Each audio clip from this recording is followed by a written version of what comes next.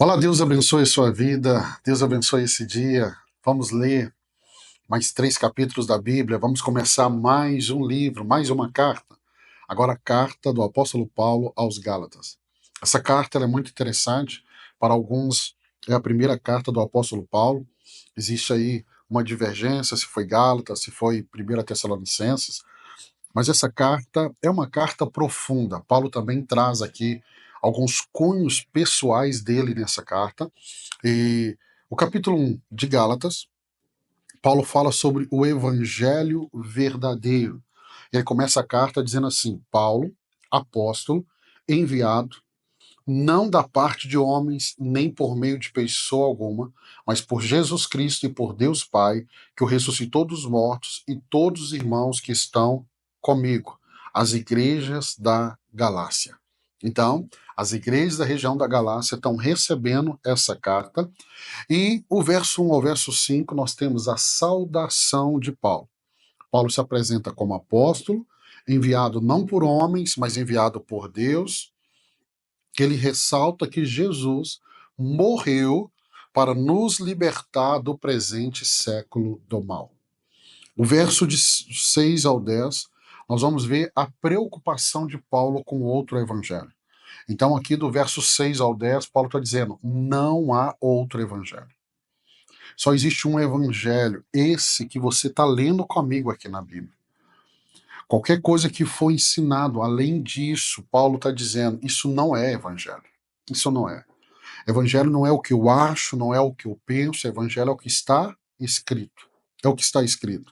E aí Paulo expressa espanto com o fato de os Gálatas estarem se afastando rapidamente do evangelho de Jesus Cristo para outro evangelho. E ele diz, não é evangelho. Eles estão largando o evangelho verdadeiro e buscando outro evangelho. E aí ele adverte contra qualquer pessoa que pregue outro evangelho. E ele diz, mesmo que seja um anjo apresentando outro evangelho, considere amaldiçoado. Ele diz, essa pessoa que está entregando outro evangelho, seja homem, seja anjo, deve ser amaldiçoado. Entenda, nos dias do apóstolo Paulo, tinham pessoas pregando um outro evangelho. Hoje, tem pessoas pregando um outro evangelho. Tudo aquilo que foge, que vai além das escrituras, não é o evangelho de Cristo. Não é, não é.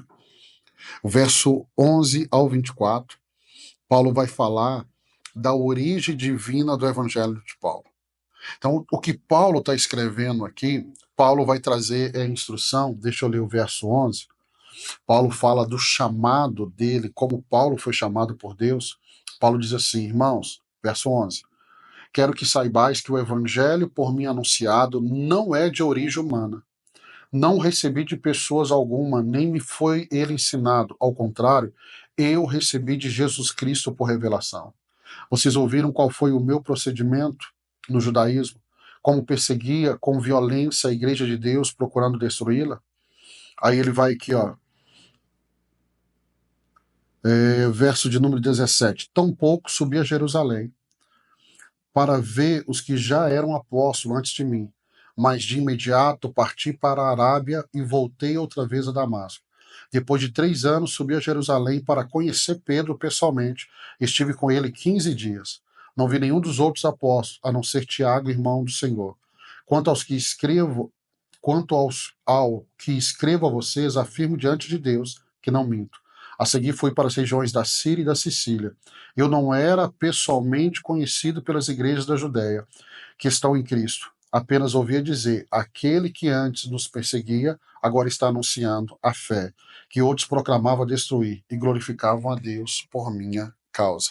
Então Paulo fala que todo esse ensino que nós estamos lendo, e as demais cartas que vamos ver, ele vai dizer, eu recebi por revelação de Deus, de Deus.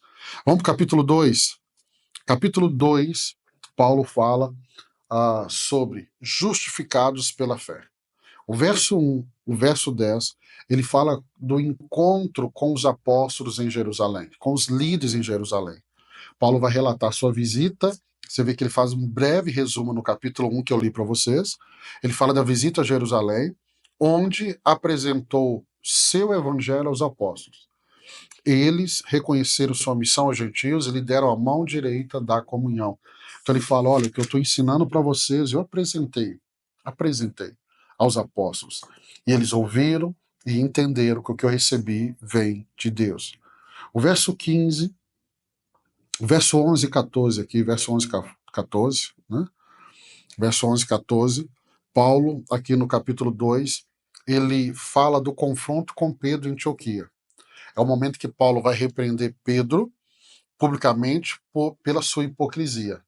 Qual era a hipocrisia dele? Ele se afastava dos gentios por medo dos judeus.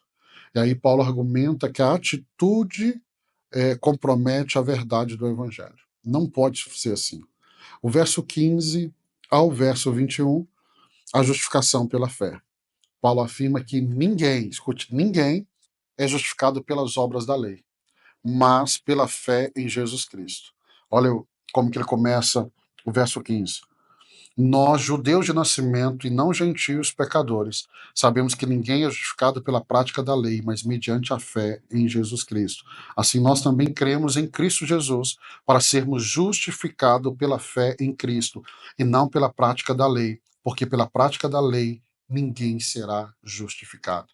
Paulo, ele foi educado para ser o mestre da lei.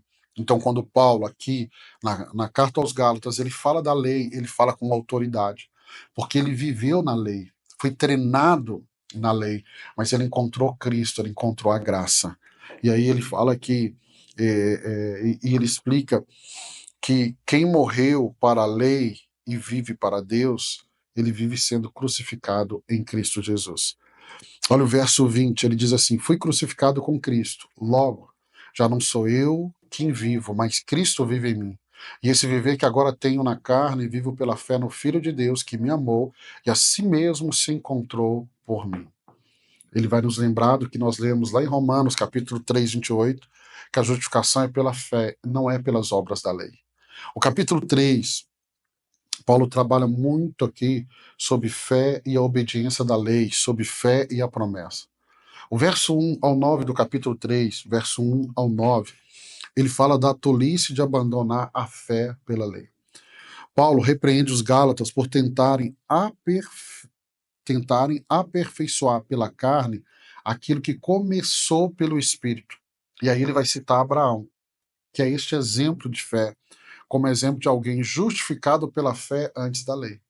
O que os Gálatas estavam dizendo que para você ser justificado, você precisa da lei, precisa da lei. Aí Paulo busca Abraão. Por quê? Porque Abraão é antes de Moisés, a lei veio com Moisés. Nós estamos falando aí de quase 500 anos de diferença de Abraão para Moisés. Ser mais exato aí, 430 anos. É o momento que Moisés tira o povo do deserto, mas o tempo que eles peregrinam no deserto. E ele vai dizer, olha, Abraão foi justificado e não tinha lei. Ele foi justificado pela fé. Verso 10 ao 14, ele fala da maldição da lei. Paulo vai explicar que todos que dependem das obras da lei estão sob maldição. É fácil entender isso no Velho Testamento. Então fala desse período da lei.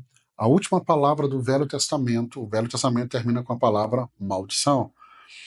Pois ele vai dizer, porque ninguém pode cumpri-la perfeitamente.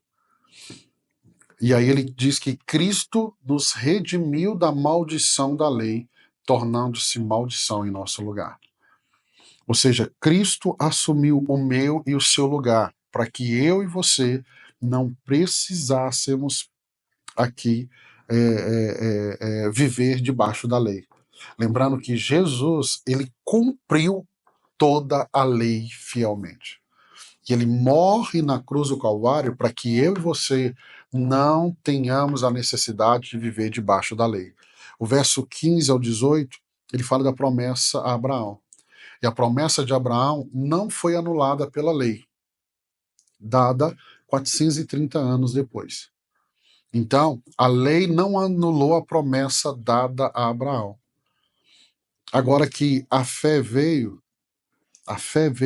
em Cristo, nós não mais estamos debaixo da supervisão da lei.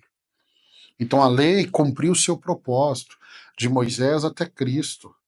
Agora que Cristo veio e cumpriu a lei, eu e você não precisamos colocar debaixo desse peso, porque a lei é pesada. A lei é pesada.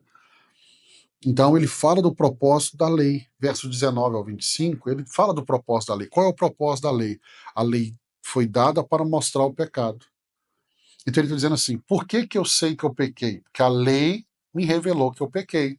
E ele fala, a lei veio para mostrar que eu e você somos pecador, e a lei veio para nos levar até Cristo. E Cristo resolveu o problema do pecado. Depois de Cristo, eu não preciso viver mais na lei. Depois de Cristo, agora eu vou viver na fé. Na fé. Então ele está dizendo: não estamos mais debaixo da supervisão da lei. Não me cobre, não cobre nenhum cristão para viver debaixo do preceito da lei. A lei foi até Cristo. Depois de Cristo, eu vivo agora pela fé. E aí ele vai terminar o capítulo 3, verso 26 ao 29. Ele fala que somos filhos de Deus pela fé. E aí ele diz: em Cristo, todos são filhos de Deus pela fé, seja judeu, gentio, independente da raça, da nacionalidade. E ele vai dizer: não há mais diferença entre judeus e gentios, não há mais diferença entre escravo e livre, não há mais diferença entre homem e mulher. Todos são um em Cristo. A lei poderia fazer divisão, mas ele está dizendo: em Cristo, não. Em Cristo, todos nós somos filhos de Deus pela fé em Cristo Jesus. Então, esse capítulo nos ensina que a salvação é uma obra completa de Cristo e que eu e você devemos viver na liberdade da promessa e rejeitar qualquer esforço próprio, qualquer esforço próprio. Então nós temos que confiar agora plenamente na obra redentora de Jesus Cristo. Terminamos os 3 primeiros capítulos. Nós vamos entrar em cartas que vão ser rápidas. Então amanhã nós terminamos mais um livro da Bíblia. Amanhã nós vamos terminar a carta aos Gálatas. Deus abençoe sua vida. Se Deus permitir, eu te encontro aqui amanhã para a nossa leitura. Deus te abençoe.